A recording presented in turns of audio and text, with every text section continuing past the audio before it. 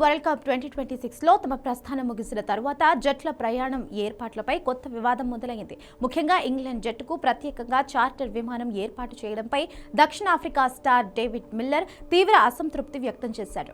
Middle ఈస్ట్లో ఏర్పడిన ఉద్రిక్తతల కారణంగా విమాన మార్గాల్లో ఆంక్షలు విధించారు.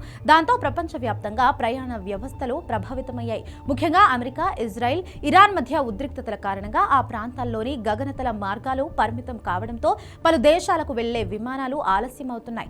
ఈ పరిస్థితుల్లో టీ20 వరల్డ్ కప్ ఆడిన కొన్ని జట్లు ఇప్పటికీ భారత్ను విడిచిపెట్టలేకపోతున్నాయి. వెస్టిండీస్, సౌత్ ఆఫ్రికా జట్లు ఇంకా భారత్లోనే ఉన్నాయి. వెస్టిండీస్ జట్టు మార్చి 1న సూపర్ 8 దశలో భారత్ చేతిలో ఓడిపోయి టోర్నమెంట్ నుంచి నిష్క్రమించింది.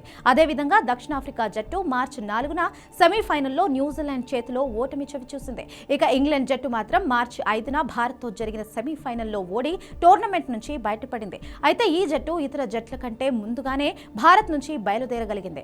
రిపోర్టుల ప్రకారం ఐసీసీ ఇంగ్లాండ్ జట్టు కోసం ప్రత్యేకంగా చార్టర్ విమానం ఏర్పాటు చేసింది. దీంతో ఇంగ్లాండ్ జట్టు త్వరగా స్వదేశానికి వెళ్లగలిగింది. అదే సమయంలో దక్షిణాఫ్రికా, వెస్టిండీస్ జట్లు ఇంకా ప్రయాణ ఏర్పాట్ల కోసం ఎదురు చూస్తున్నాయి.